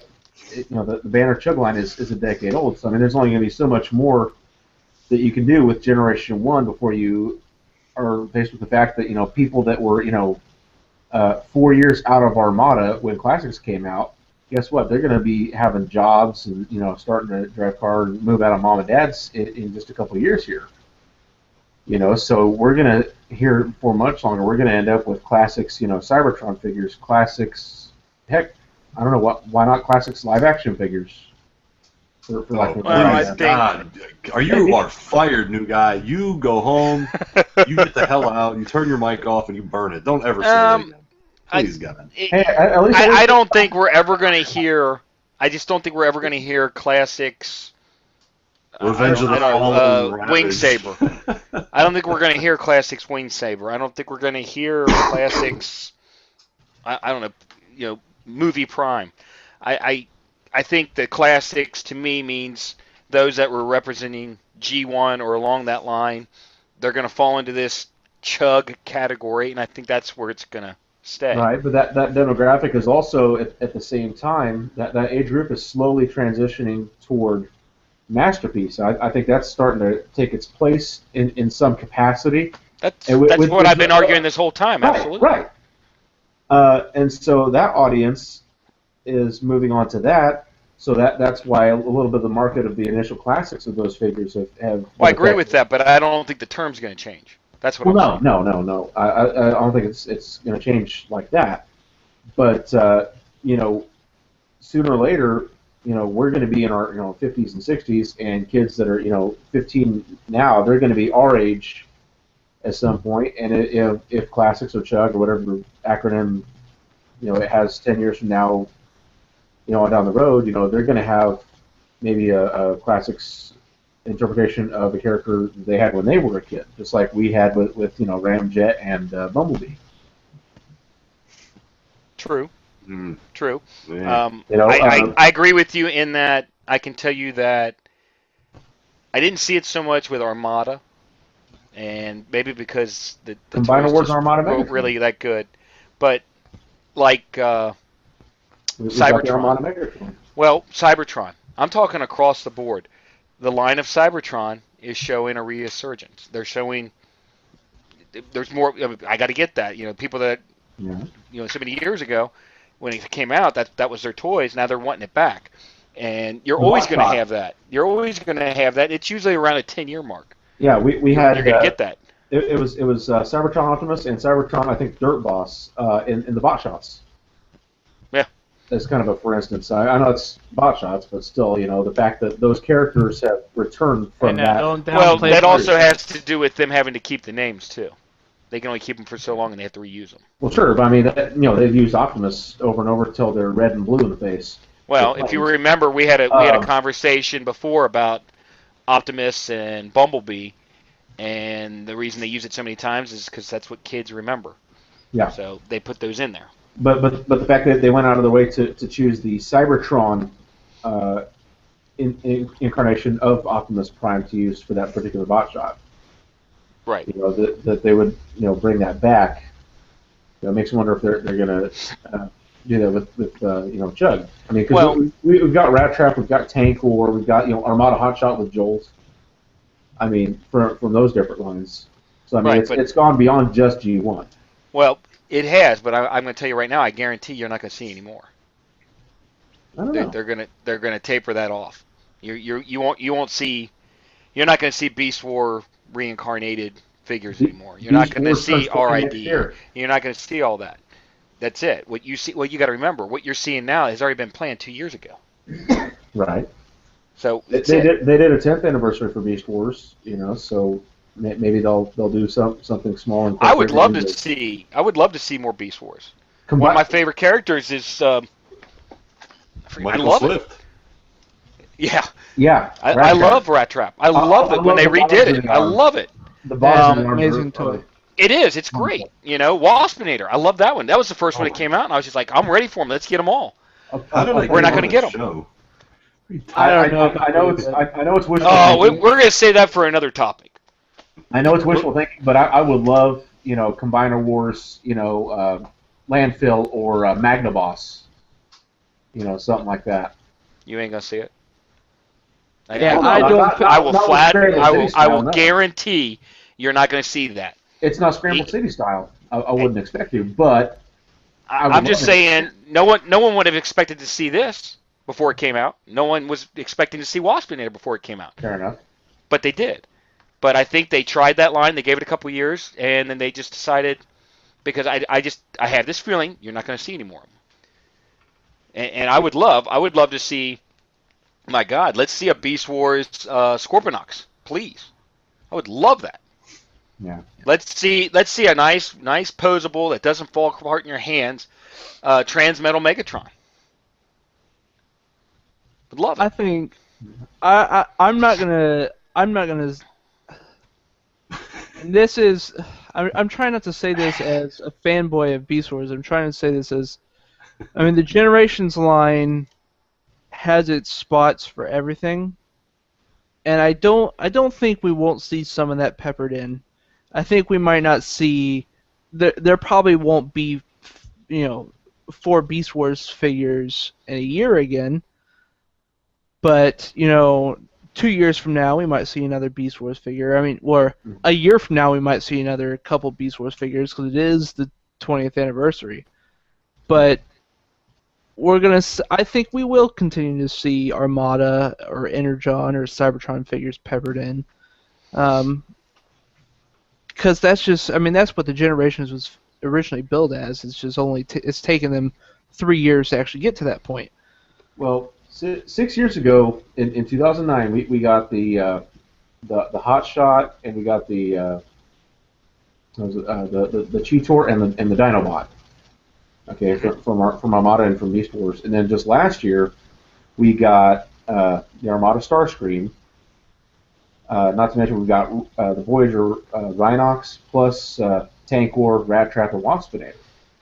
So Beast Wars alone, I think that's what, 6 figures, 5, 6, and 2 from Armada. So odds are we may see 3 more. from Armada because now we have an Armada Megatron right next to. Even though it's, I gotta say, it was kind of a stretch for them to make G1 and Armada out of the same Megatron mold, but for what they were able to accomplish, I'm actually pretty pleased with what they did. I think it works barely, but it works. I have to say this: as much as I like seeing Beast Wars coming back, I absolutely 100% could not stand that Cheetor. Oh, that Cheetor was terrible, and I don't think it was horrible. Argue it was that. horrible. And then I couldn't understand how all of a sudden it came with little morning stars, little throwing stars. Yeah, and a tail for a sword. And I understand that they have to design these things, but yeah, I guess they don't have to make sense. But why can't they make sense? Right. Right. Maybe if they would have done the gut gun and butt gun again. But yeah, I don't know. That'll probably be akin to them bringing back the mutant masks. Well, real quick, just because I think this is funny as hell. This whole time, I don't know if you all can see Swage's little picture down there of him going like this. His hand. And I was just figuring he was being really polite and raising his hand, but no, his computer froze up, so he'll be back soon. Swage being polite? Whatever. I was really giving him the benefit of the doubt, going ooh ooh ooh, but nah. I actually clicked on his icon and I was like, is he raising his hand? What's going on? Yeah, all of a sudden I get a message and I was like, Oh, I just thought you were raising your hand. I mean, no. And then the other thing was, is as much as, especially the Hinkai, and yeah, I'm going to go and talk about secondary market, but the Hinkai Dinobot, just extremely popular. Everyone wanted it. Everyone. He would be an awesome figure for them to redo. Yeah. Because he is so loved and so popular. But I think I would like you're just going to have to be happy with the Hinkai one. I would like to do that as do him as a Voyager. He needs to be big. He does. Although, well, especially now that we have a new Rat Trap, I mean, he should be, and the Deluxe would only be about right here. I mean, the Deluxe would be bigger than this one, but not enough. Not enough. He would even look great as a leader class figure. Well, that was one of the larger Deluxes out of that line, if I recall. I think he stood quite a bit taller. Who's that? The 2009 Dinobot. No, he's shortest of them all. Yeah. He's short. I mean, he's lanky. He's skinnier. I mean, he's not as. That might be what. There's not as much kibble as like on the first one. Right. But no, I mean, and it was okay. It was okay. But to me, the best representation that made me say, man, I hope they do them all. That came out the very first one that got me excited was Waspinator, and that was just a great figure. Still is a great figure. And then followed by Rhinox was okay, but I then saw it once. Rhinox has some tolerance problems. Yeah. Well, and he's another one that if you're going to get it, get the Japanese one. I mean, let me see here. I don't know. I didn't like the dark. I thought it looked a lot better. Now with Rat Trap, I do want both of them though. See, there's a big difference, but I'm not even going to say really which one is better than the other. They're both nice. So, but with Rhinox, definitely the Japanese one. So now that I've I'm going to concede a little bit of ground here, because while I don't believe Masterpiece is hurting the classics market too much, because I think they are. There's definitely some overlap, but I think there are different markets. I think Hasbro does have a little bit of that in mind, and you look at what they're doing with it now, where they are giving you like this reimagined G1 take on these characters, but they're tying it in with IDW at the same time. So the person who goes out and buys, that goes out and buys Masterpiece Ultra Magnus, now might be incentivized because of their love of IDW to go out and buy Generations Leader Magnus, because he represents something different than the Masterpiece. And I think some of that design philosophy has to come from Masterpiece, because they don't want to release the same figure at the same time. Right. Real quick, we're gonna give a shout out to I think it's pronounced Dust Mites. He's on Instagram pimping us out. We'll take that. Appreciate it. Hey. Appreciate it. On the new Jetfire, what line is that specifically under? I don't have the box in front Generations, of me. I believe. Generations. It does say Generations, the new one, the IDW one? Yeah. The same mold as the Thundercracker. Yeah. Right. Yeah, that Jetfire's Generations, but Thundercracker is in the Combiner Wars banner. Okay. All right, but they so they're under two different banners, two different boxes. I haven't seen the Thundercracker one. Okay. I was just trying to figure out in my head if they were trying to separate the Generations and then the IDW, putting it under a different banner, but they're going to keep that under the Generations as well. Yeah. I think they're just kind of transitioning into it. Yeah, but then you got to wonder if they're going to do a new banner like they keep doing every 2 years. Well, I mean, they already have changed. I mean, this is the Generations logo now. That's true. And is that on the Combiner Wars? Yeah, this is for Optimus for Combiner Wars. So I guess it is all generations. Then. Yeah. Generations has been running for quite a while now. It seems like they're just going to keep that name, but change the subtext of it. So they're going to have subgroups, like Combiner Wars or whatever. Well, yeah, I mean, that same logo was on... I think that same logo might have been on the Age of Extinction stuff, which was a joke. But that was I didn't buy into it. I don't recall. That was their way of releasing them, Yeah, I have seen people listing stuff as Generations AOE, so it could be it's just like a cross-platform thing. Yeah, it did have Generations listed on the box, and that was their excuse to be able to release more, because that whole line started this whole, kitty crap, trend, and that was their excuse to be able to release something that was more collector-focused or older kid-focused. I don't know how collector-focused it was, because they still pretty much sucked. Oh, I think I'd rather be called a collector than an older kid. Yeah. Well, I'm just saying the market. They were a little more complex than the kitty crap that we were seeing. Okay. Oh, like that awesome Grimlock Duran got? Yeah, that's the kitty crap. That's the kitty crap. Okay. I just can't get into any of it. I mean, I know I'm in the minority here, but I can't get into any of that Combiner War stuff or the newer stuff. It does not interest me. None of it. The Magnus, the Cyclonus, nothing. That's crazy, man. That's crazy because this thing is awesome. That thing looks like shit. You're never going to get. You are never going to get a masterpiece combiner. Have you heard of? You keep smoking the peace pipe. Never mind. Here's a question. Smoking that weed. As far as Combiner Wars, which would you guys prefer?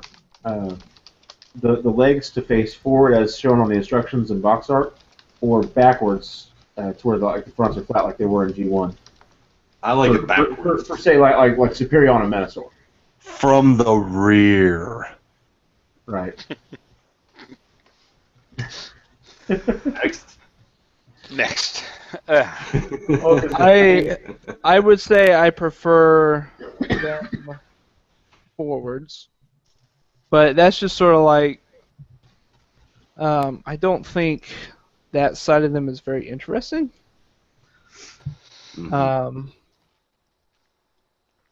So I'd rather see more of the bits hanging off, and it's a jet because it looks like a jet, and it's not whole. Because when it's on the shelf, it's already hidden by some of my other figures. So I don't know. Well, my thought on it is pretty much when the limbs are combined like they have in G1, where you can on the legs see the individual bots like torsos or whatever. To me, that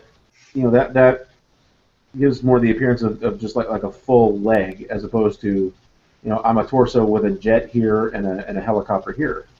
When they're facing the other way, it looks as though the torso and hey, there's a leg. It's more of an extension of the thigh.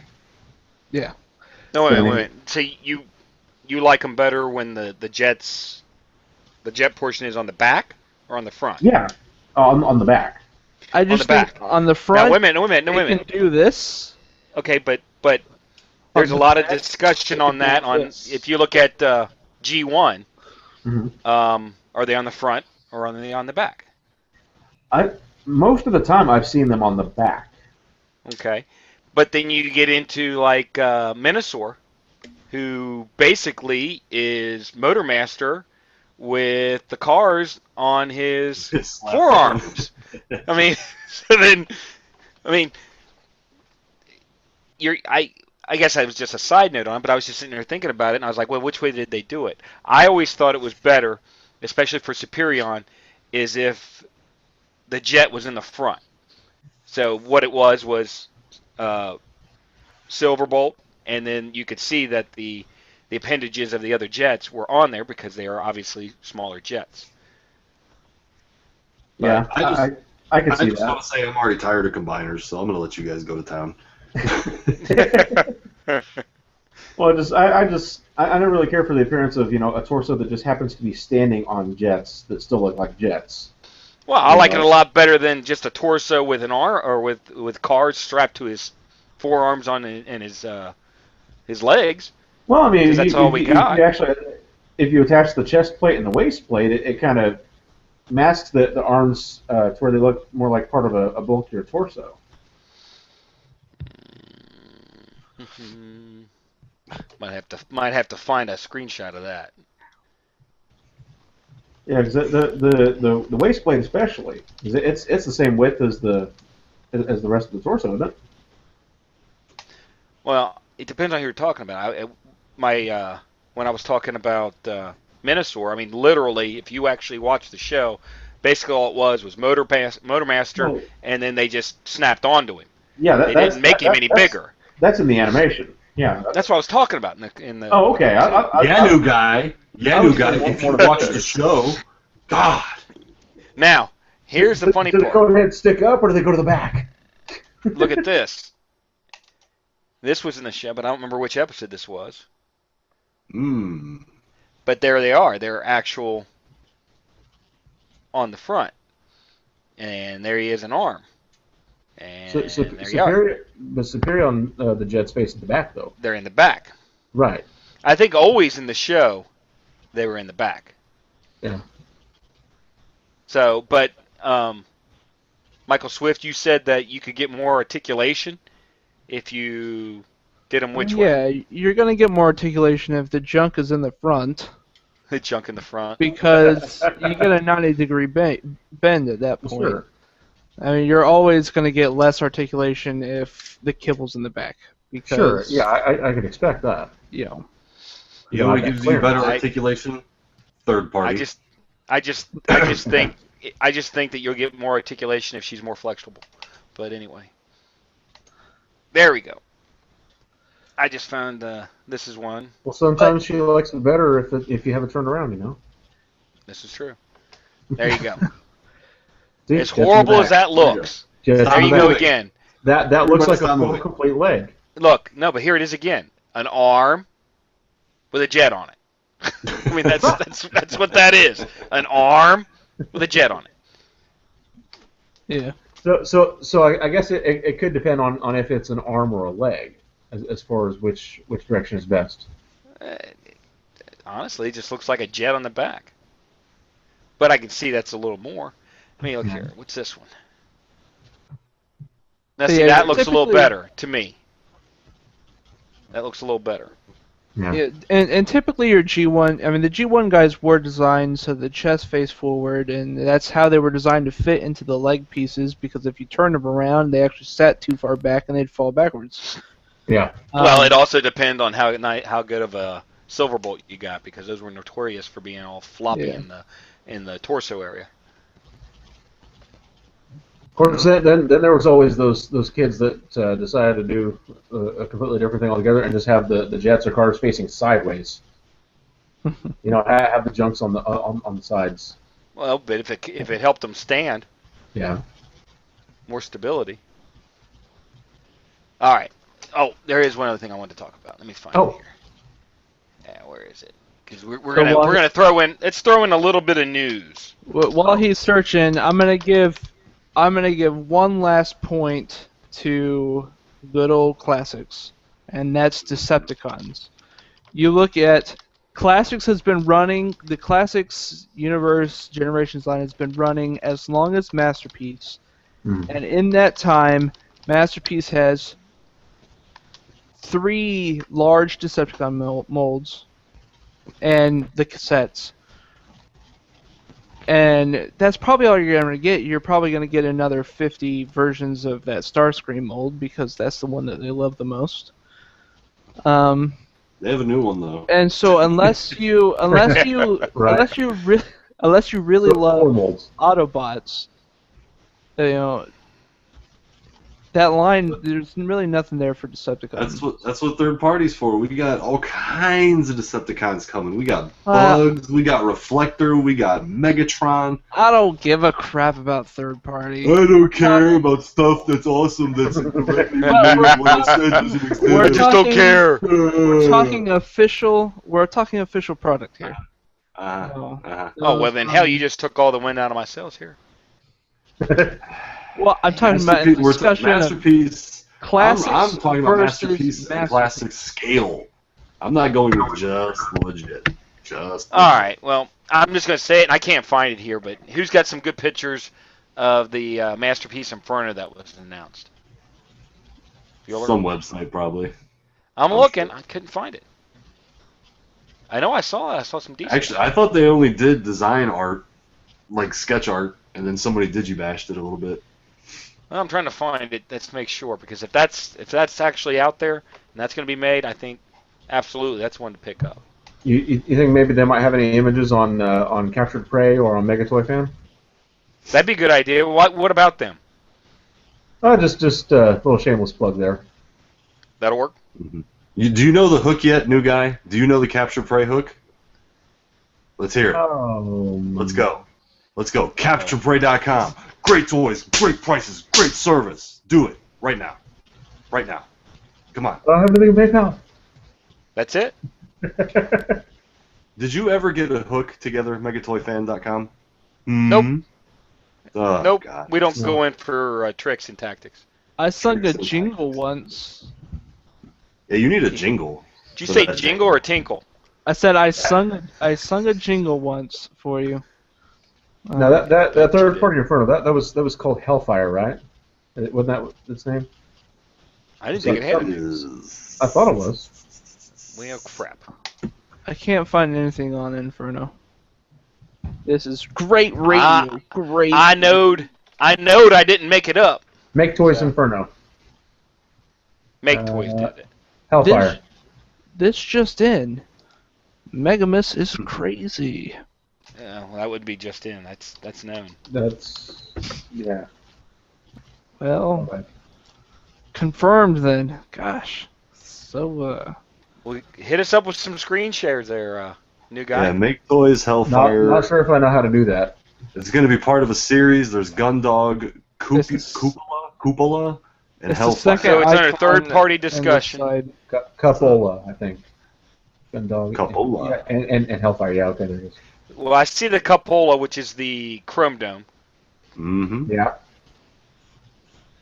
It looks like it might have just been announced, and there's some art randomly. I'm seeing some colored silhouettes. Not actually an image. I know on Facebook I've seen sketch art, but I don't know if that's official. Yeah, I recall. Here we go, T-formers. I got this. Let's go with this for right now. I'll screen share this, which is just showing the Gundog, which is the Hound, Hellfire, which is Inferno, and Cupola? Does that sound right? Cupola? Which is Chrome Dome. And I'm kind of at a loss at the sizes here. I don't really see how the car is supposed to be bigger than the fire truck. But I would have thought that this guy would have been about the size of this guy and not this guy. And I would have thought this guy would be about this size. Yeah, that is a good question. I'm not sure about that one either. You know what? They need to be combiners. That's what it is. They need to be combiners. And they'll be all different scales like Bruticus. It'll be great. Well, let's see here. If they're using a standard size head mold,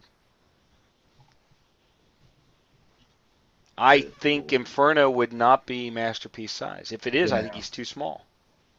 Maybe they're sticking closer to like the G1 toy type scale. Well, what was the one? There's another one that's doing fans projects, right? They're at Masterpiece scale with the Dinobots. I think so. And then there's another one that's classic size. Who did Roar? A couple now. Who did Roar? Toy World. Toy World. Okay, those are more classic size.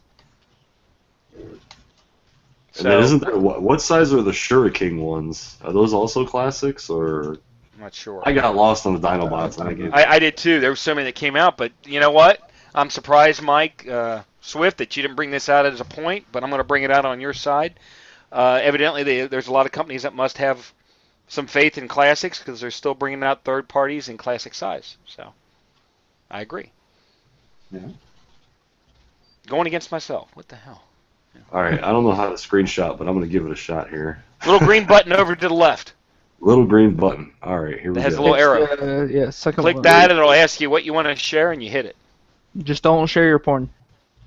Oh wow, there's a Why pop-up. not? Why not, man? Wow, I learned It's something. real life. All right, here's Make Toys. Can Okay. you see it? There's the sketch that I saw. This is on Make Toys' actual Facebook page. And we'll go down. There's the Chrome Dome, who actually looks pretty slick, although not. Yeah, but if seeing- you look at that picture that I showed of the size comparisons, which is probably what you're bringing up, I think it's too big.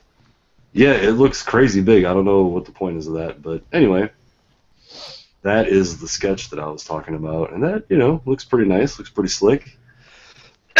I like it. I like the Chrome Dome though. I do, but if it's that big, it's going to be too big. Right. That's what she said. I had to throw that Oh out there. God! Holy crap! You know how long we've gone away from that, and he brings it back.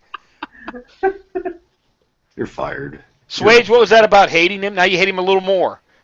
No, I don't hate Swifty. I hate. Would that qualify as a sloppy second? Oh Jesus!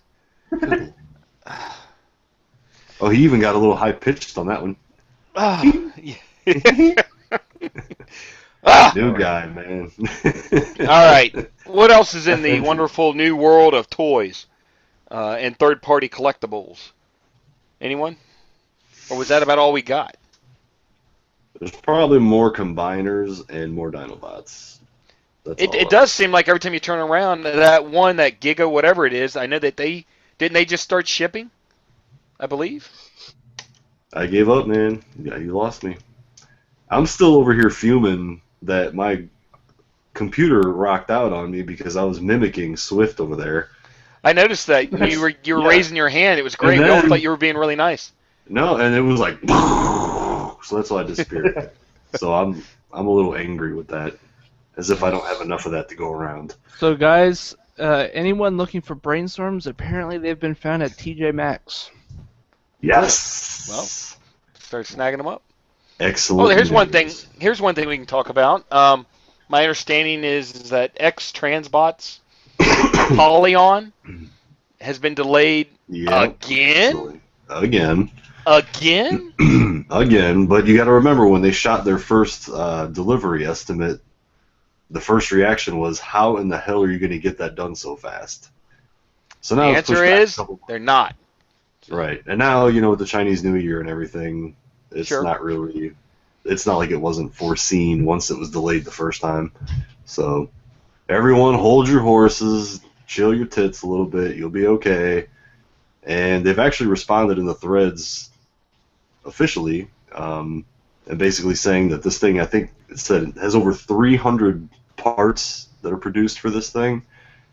They're basically going through the process and doing QC and trying to correct things that they're finding before shipping anything out.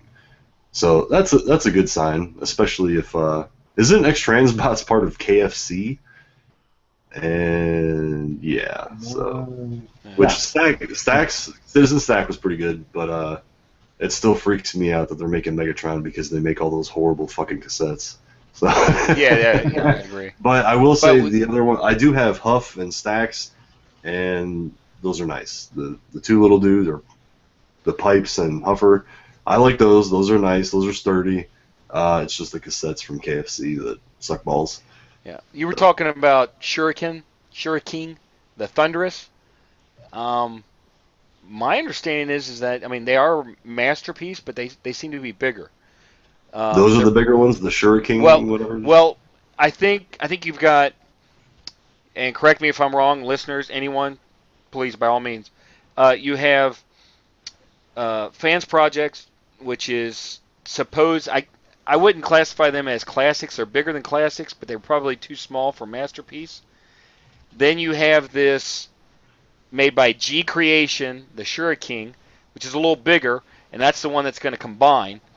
And then you have the one that's called Giga something. And the Giga, whatever it is, I'm trying to find it, is freaking huge. I mean, just astronomically huge.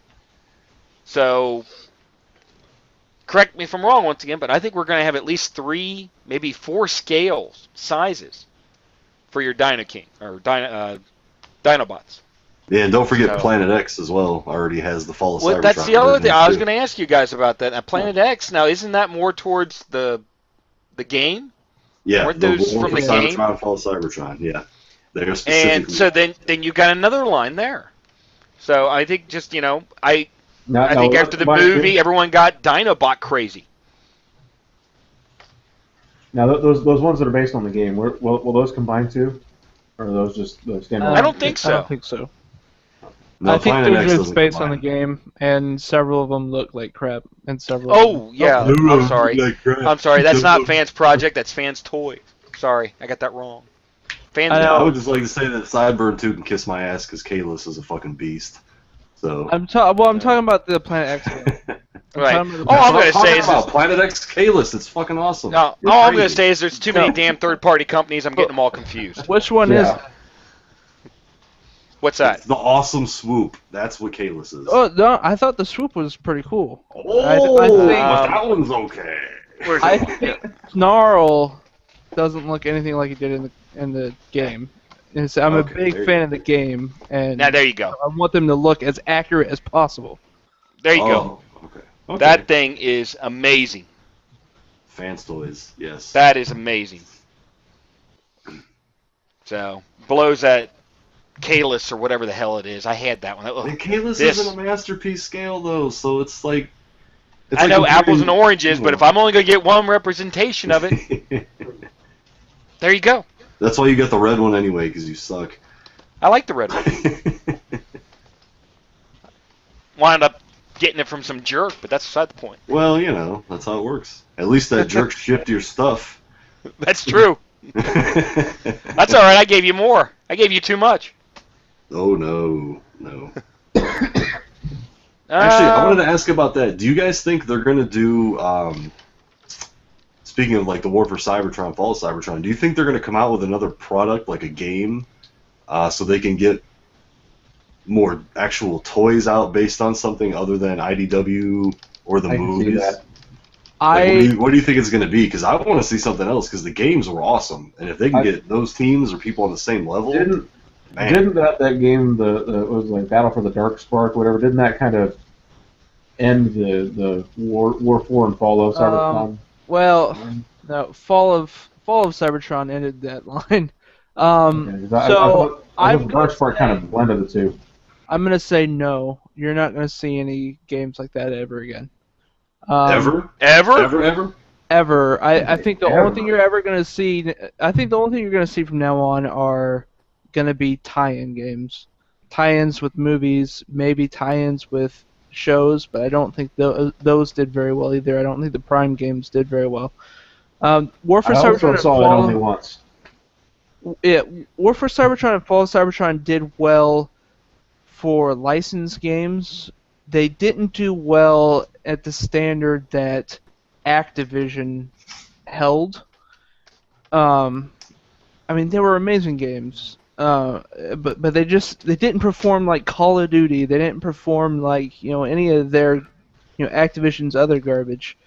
And so what did they do? They took High Moon, and they got rid of most of the developers from that, and then they took the now cut down High Moon, and they stuck them making multiplayer maps for Call of Duty. So that team, they're lost to the wind. I don't think. I mean, Activision, I think, has the Hasbro license or has the Transformers license. I think most of the games you've seen over the last generation of consoles were Activision. And I don't think Activision has any faith in a Transformers game. That's why we got that crappy Rise of the Dark Spark. It basically just stole all the assets from High Moon, and threw together a mediocre piece of crap that had nothing to do with Fall of Cybertron. All right. All right. Well, I'm I think sad we're getting. now. I think we're getting a little off topic. Let's go ahead and finish up the topic, and I think we're coming up to almost 2 hours here, so we might want to wrap it up. Mm-hmm. CHUG. CHUG. Oh, yeah. Let's do that right at the end. CHUG. Final thoughts. Sink or swim? Mr. Guzzler there. I was chugging. Get it? Gosh. Of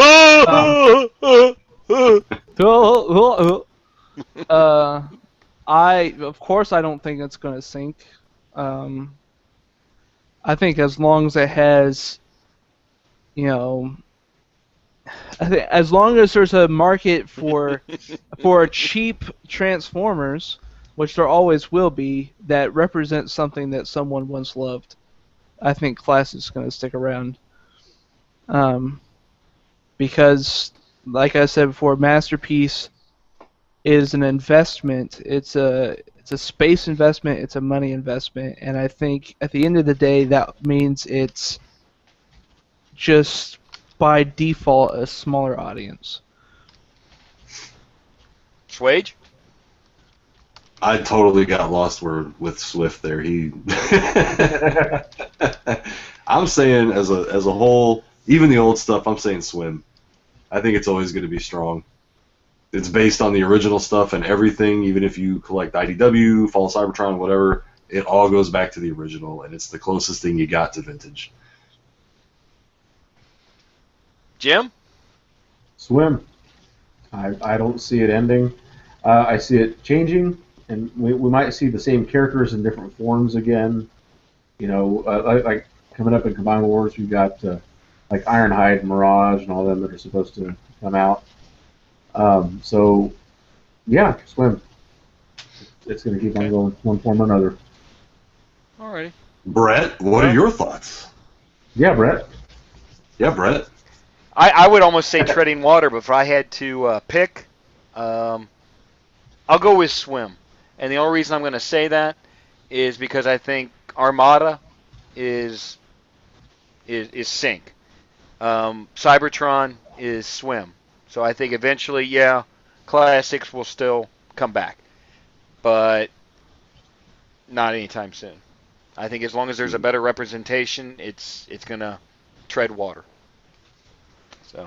All right. Well, one thing we want to start doing, we're going to start a new thing and promote shows, and not just those big shows that we talk about, little shows too. We have a really wonderful show, and I wouldn't even call it a little show. It's pretty big in northern Ohio. Mid-Ohio. That's true, mid-Ohio. And that's the CTS show. And it is going to be in Columbus, March 22nd, from 9 a.m. to 3 p.m. And it's located at the Ohio Expo Center in Columbus, Ohio. I know several of us are going to be there, and every time I go, I always find something. Always there's a broad range of stuff for sale, not just Transformers. I mean, every line you could think of, it's there. So he puts on a really good show. Yep. And actually, there's a show here in Ohio tomorrow, which is Saturday the 28th, the Jim and Dan's toy show. If you are in Dayton, Ohio, it's at the Hera Arena. Tiny little place, but it's $3 to get in. Starts at 9 or 10. I think 10. But yeah, $3, and there's always great dealers there too. So what was the name of that one again? Jim and Dan's toy show. See if I can find it real quick. Yeah, I don't have a link handy. I just remembered it was tomorrow. So you got that and CTS, and if you are within, I would say a 3-hour drive, it is well worth your time for anything you collect. I have never seen so much random crap all in one spot. It's going to go, I mean, I saw old school Disney stuff to vintage Transformers to third party, any and every kind of G.I. Joe, including the, what they come out, like the 40s, 50s, 60s. Mm-hmm. Anything. I mean, box cars, slot cars, everything. Alrighty, So I'm trying to find. Right Location. Yeah, it's Hare Arena, Dayton, Ohio. Okay, it's at Hare Arena. Yeah, there it is right there. February 28th is the next one. That's tomorrow. Yes. That's right. Well, that's what I'm trying to see if there's anything else on here. Price, you say it was $3? It's $3 for admission. I think kids are free. There's the flyer right there. Looks like they have 70 plus spaces sold out. Cool. Mm-hmm. Yep, G.I. Joe, Transformers. I've seen other guys do Transformers there. Not that many, but there's definitely some there. Comics, they have artists. They have cosplay. Some people show up. So yeah, that's the small one, and also CTS, which is March 22nd. They have a cosplay contest, a costume contest, and like we were saying, you know, a billion dealers and a great. Oh yeah, absolutely. In addition to the shows and everything, we're also going to sponsor meetups. So if any of your groups have meetups in your area and you want us to mention, just throw us a link or information on it, and we'll give a shout out for you. Alrighty. Well, I think we toasted that issue. Mike kind of, Swage kind of hurt one of our guests a little, but I didn't hurt him. He's just bruised. He'll be all right. I think you broke him a little. He deserves it. He'll be all right. Okay. He's a man. All right. Anyone else got anything to add before we wrap another one up? Anyone? I want to say good job hanging in there, new guy. Even though I keep interrupting you, that's okay. Just keep taking it. What? Taking it and give it back. That's what you got to do. Right. So, alrighty. Michael Swift, anything to add? No. Well, why am I not surprised? No. New guy. Got to do better than Swift. Go. Well, I can't really think of anything to add. I've nothing of any. We've talked this issue to death already. But for what it was, I thought we did a fairly thorough job. I mean, the CHUG series as a whole is only 9 years old, so I mean, this we weren't asking for your analysis of the show. We just we don't want your opinion. That's not what we asked for. God dang it! Swage, go ahead. All right, follow me on Instagram @RealRobot. Follow me on Twitter @RealRobot. Follow Brett, even though he doesn't know crap about how to Twitter and tweet and all that. He's at first Megamus. Look, just try to find Megamus on there. See what happens. It's like magic. Follow TFYLP on Twitter. We also have a new Instagram account, so you can get all your toy photography shiznits and your itches. We can get all that for you. It's tftalk.net official on Instagram. And yeah, I'm out. That's it. We're done. There we go. Another one in the bag. Once again, our sincere condolences to the Nimoy family and friends of him. Once again, I want to also thank Rick Alvarez for swinging by, pimping his stuff, and lending us an ear with what we had to say and answering our questions. Also, just remember, give us some questions, and we'll try and get him on again, and maybe we'll get a little more information, some wonderful stories, and ins and outs of Hasbro, that mysterious company Hasbro. And on that, I'm going to call it a night. So I'm going to say take care.